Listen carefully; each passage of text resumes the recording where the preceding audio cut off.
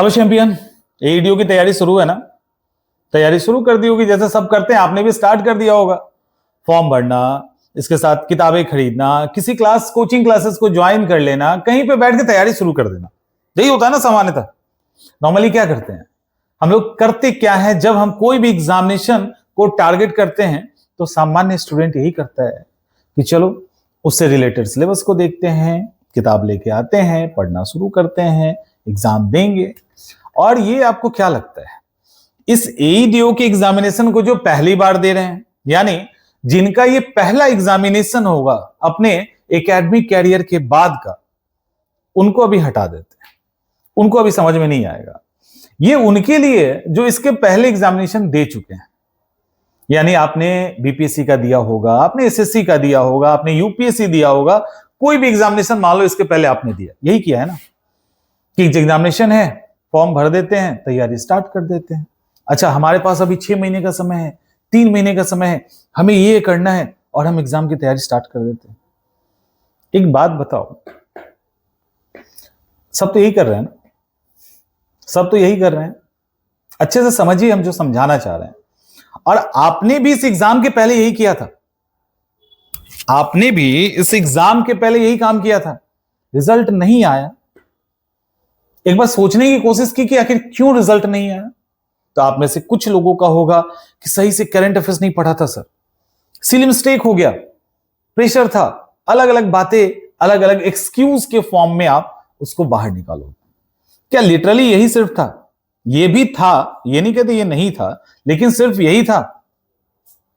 सबसे बड़ी दिक्कत होती क्या है, जब हम लोग बच्चों को समझाने की कोशिश करते हैं कि देखो एग्जामिनेशन निकालना सिर्फ पढ़ाई नहीं है, लक्ष्मीकांत की किताब और जो भी किताब है, मॉडर्न हिस्ट्री की, पॉलिटी की, इकोनॉमिक्स की, ज्योग्राफी की, आप भी पढ़ रहे हो, वो भी पढ़ रहा है, मार्केट में वो सबके लिए अवेलेबल है। ऐसा नहीं कि एक पर्टिकुलर कम्युनिटी के लोग, एक पर्टिकुलर इनकम ग्रुप के लोग ही जाके उस किताब को खरीद सकते हैं, कोई भी खरीद सकता है, इजिली अवेलेबल है। ऐसा नहीं उसके लिए पैरवी और पैसे की जरूरत है। हर एक स्टूडेंट के रैक पे आप वो किताब देखोगे जो किताब है आप पढ़ रहे हैं। सवाल उठता है कि वो छूट क्या रहा है जिसके कारण एग्जाम नहीं निकल रहा है। छूट रहा है सेल्फ फोकस। अपने आप पे आप फोकस नहीं कर पा रहे हैं। आपको जो ढाक के 3 पात के लिए तैयार किया जाता है, मतलब कि आपको जो तैयारी आपकी करवाई जाती है वो कॉमन तैयारी होती है, उसी से इन्फ्लुएंस होके आप सीधे दौड़ने लगते हैं बिना सोचे कि हमारा स्ट्रेंथ क्या है और हमारी वीकनेसेस क्या है। जैसे अभी एईडीओ का एग्जाम है, आप में से कुछ बच्चों का जीएस ठीक नहीं होगा, कुछ का रीजनिंग नहीं होगा, कुछ का मैथ ठीक नहीं होगा, है ना। तो अब क्या करेंगे, हाँ सर मेरा तो मैथ ठीक नहीं है, हमको मैथ पढ़ना है, शुरू हो गए। अच्छा मेरा रीजनिंग ठीक नहीं है, हमको रीजनिंग पढ़ना, शुरू हो गए। मतलब कोई प्लानिंग नहीं, कोई स्ट्रैटेजी नहीं, कितना कमजोर है, कितना मजबूत है नहीं पता, शुरू हो गए। ये जो ब्लाइंड दौर है ना, अंधा दौर, इसके कारण ही सारा कुछ गड़बड़ हो रहा है। आप सही कंपटीशन नहीं दे पा रहे हैं, आप जस्ट एक भीड़ के पार्ट हैं। अभी जैसे आप एईडीओ के एग्जाम की तैयारी कर रहे हैं, 10 लाख बच्चों को बीट करना है आपको, 935 के अंदर आना है। ऐसा नहीं है कि इसके बाद 10 गुना 12 गुना रिजल्ट आएगा, रिजल्ट उतने ही आएंगे जितना सीट है। तो आप सोचिए, इतने बच्चों को आपको बीट करना है, क्या ये इतना आसान है? क्या ये इतना आसान है? ये इतना आसान नहीं है, ठीक है। ये इसलिए इतना आसान नहीं है क्योंकि आपने इतना फोकस खुद पे नहीं किया। जो करके तैयारी कर रहे हैं ना वो बहुत आगे हैं, किताबें वही पढ़ेंगे, कंटेंट उनका वही होगा, लेकिन उनको पता है कि उनको कैसे पढ़ना है। अब किसी को मान लो, जस्ट एग्जांपल के तौर पे, अब एक कॉमन क्या है कि सुबह उठ के पढ़िए, यही होता है ना कॉमन की सुबह उठ जाइए पढ़िए। और जिसको सुबह उठने में दिक्कत है, जिसको आदत 10 साल से लगी हुई है कि सुबह वो नहीं सही से उठ सकता है, होश ही में नहीं रहेगा 4 घंटे, तो क्या अपना 2 महीना वो सुबह उठने के स्ट्रगल में लगा दें? कोई बहुत आसानी से किसी कॉन्सेप्ट को समझ सकता है या फैक्ट्स याद करने का उसके पास अच्छा हुनर है, स्ट्रेंथ है, वो याद कर सकता है, उस तरीके को उसने डेवलप कर लिया है, तब उसको जबरदस्ती कोई फैक्ट्स रटवाया जाए? नहीं ना।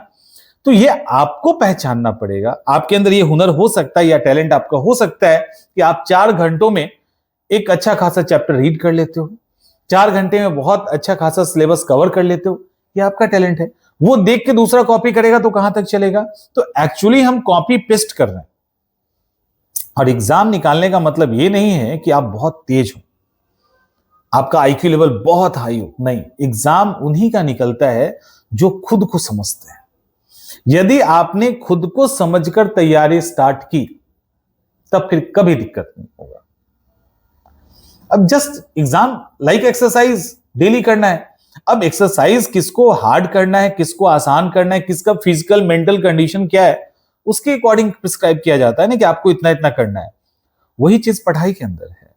आप जब एग्जाम की तैयारी कर रहे होते हैं तो आपको पता होना चाहिए कि आपके वीकनेसेस कहां हैं, आप स्ट्रांग कहां हैं, और इस आधार पे आप इस एग्जाम की तैयारी करें। समझ में आ रहा है? और अच्छे से समझिए इस बात को। आप में से कुछ बच्चों का इंग्लिश खराब हो सकता है, कुछ का हिंदी खराब हो सकता है। अब इंग्लिश खराब है तो किस लेवल पे खराब है, कहां से उस पे काम करना है, कैसे काम करना है, एग्जाम में किस तरह से इंग्लिश पूछा जाएगा और हम वहां पे कितना फिट बैठते हैं, उस कट ऑफ को निकालने के लिए हमको कितना और एफर्ट लगाने की जरूरत है, हम किस टेम्परामेंट के साथ उसकी तैयारी करें कि उसको हम आसान बना लें। ये सारी चीजें आपको खुद से खुद के लिए करनी होगी, और ये करोगे तभी जाके चीजें आसान होगी। समझ में आ रहा है? 10 लाख को बीट करना आसान नहीं है, और आसान भी है ये तब जब आप अपने अनुसार पढ़ाई करेंगे, ना कि भीड़ के अनुसार पढ़ाई करेंगे। यदि भीड़ के अनुसार पढ़ाई करोगे तो वो आप करते आ रहे हो। तो अभी से एनालाइज करना स्टार्ट कीजिए, उसके अकॉर्डिंग अपने स्टडी शेड्यूल को बदलिए, अपने पढ़ाई के पैटर्न को चेंज कीजिए, और देखो ना 3 महीने में रिजल्ट आपका है। लेकिन उसके लिए खुद को समझना पड़ेगा।